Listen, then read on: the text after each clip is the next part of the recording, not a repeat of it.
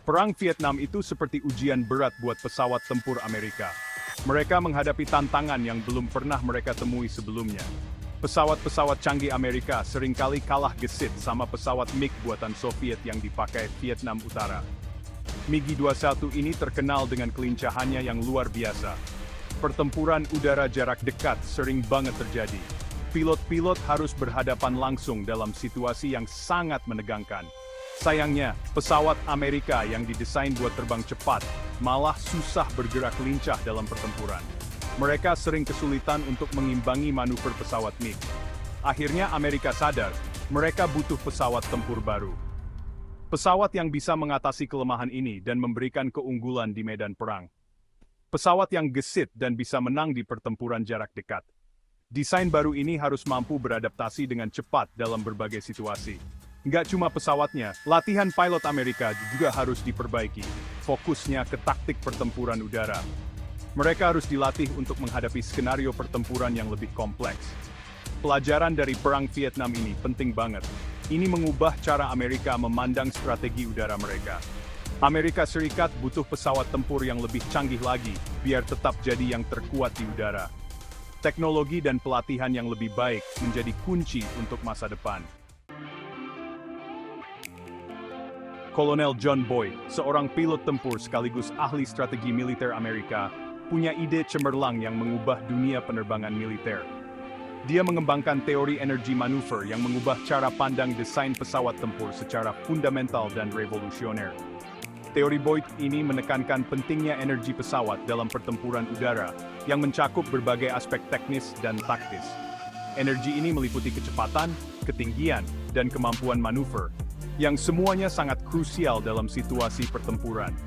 Pesawat dengan energi lebih tinggi punya peluang menang lebih besar dalam duel udara, karena bisa mengungguli lawan dalam berbagai aspek. Boyd berpendapat, pesawat tempur itu haruslah ringan, dan punya rasio dorong terhadap berat yang tinggi, untuk mencapai performa optimal. Artinya, pesawat bisa melesat dan bermanuver dengan cepat, memberinya keunggulan dalam pertempuran jarak dekat, dan situasi kritis lainnya. Teori Boyd ini punya pengaruh besar pada program pesawat tempur ringan, LVF, Angkatan Udara Amerika Serikat, yang akhirnya melahirkan F-11 Fighting Falcon, salah satu pesawat tempur paling ikonik dan efektif di dunia. Program LVF sendiri diluncurkan tahun 1960-an, sebagai jawaban atas kebutuhan pesawat tempur yang lebih ringan dan gesit. Pada masa itu, pesawat tempur yang ada cenderung besar dan kurang lincah, sehingga dibutuhkan inovasi baru. Program ini bertujuan untuk melengkapi F-12 Eagle, pesawat tempur superioritas udara yang besar dan mahal. F-12 dirancang untuk dominasi udara, namun biaya dan ukurannya membuatnya kurang ideal untuk semua misi. LVF kemudian berganti nama menjadi Program Air Combat Fighter, ACF. Perubahan nama ini mencerminkan fokus baru pada kemampuan tempur udara yang lebih luas. Dua perusahaan besar, General Dynamics dan Northrop, dipilih untuk membangun prototipe. Mereka dipilih karena pengalaman dan kemampuan mereka dalam teknologi penerbangan. General Dynamics mengajukan YF-19, sementara Northrop mengajukan YF-11. Kedua prototipe ini diuji secara ketat untuk menentukan mana yang terbaik. Pada tahun 1975, YF-19 keluar sebagai pemenang. Keunggulannya dalam manuver dan biaya operasional yang lebih rendah menjadi faktor penentu. Pesawat ini kemudian dikembangkan menjadi F-11 Fighting Falcon yang melakukan penerbangan perdananya pada tahun 1976.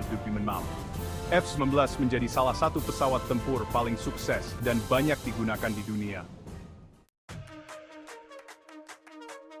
F-11 diproduksi dalam berbagai varian, masing-masing dengan keunggulan dan kemampuan unik. Varian awal, F-19A dan F-19B, mulai beroperasi pada tahun 1980. F-19A adalah pesawat tempur satu kursi, sedangkan F-19B adalah varian dua kursi yang dirancang untuk pelatihan. Keduanya ditenagai oleh mesin turbofan Pratt & Whitney F8V Separatus. F-19C dan F-19D diperkenalkan tahun 1984, hadir dengan avionik dan kemampuan yang lebih canggih. Varian ini dilengkapi dengan radar AN/APG 68 yang lebih canggih, meningkatkan kemampuan mereka dalam pertempuran udara dan serangan darat. F-11 terus berevolusi dengan teknologi yang semakin canggih. F-11I dan F-11F Block 60 yang dikembangkan khusus untuk Uni Emirat Arab adalah salah satu varian paling canggih. Varian ini dilengkapi dengan radar AESA-AN APG-60, mesin General Electric F-110GE-132 yang lebih bertenaga, dan kemampuan peperangan elektronik yang lebih baik. Pada tahun 2012, Lockheed Martin mengumumkan pengembangan F-11V, varian terbaru dan tercanggih. FV hadir dengan radar ESA-AN ABILAPA-3, kokpit kaca dengan layar sentuh, dan sistem penghindaran tabrakan darat otomatis. F-11 telah diekspor ke lebih dari 25 negara dan menjadi salah satu pesawat tempur paling populer di dunia. Pengguna terbesarnya tentu saja Angkatan Udara Amerika Serikat, yang mengoperasikan lebih dari 1.000 F-11. Pengguna utama lainnya termasuk Israel, Jepang, Korea Selatan, dan Turki. F-11 telah membuktikan ketangguhannya dalam berbagai konflik, termasuk Perang Teluk Persia, Perang Irak, dan intervensi militer di Libya. F-11C Block 5052 adalah salah satu varian F yang banyak digunakan. Berikut spesifikasinya. Kru, 1 pilot. Panjang 16,06 meter, lebar sayap 9,45 meter, tinggi 5,09 meter, berat kosong 8,67 kg, berat maksimum lepas landas 19,200 kg, kecepatan maksimum Mach 2,05 atau 2D4,35 km per jam, jangkauan ferry 4,22 km, dan John Mustins at Pratt & Whitney Sprachbub, Williaming atau General Electric F-112PM.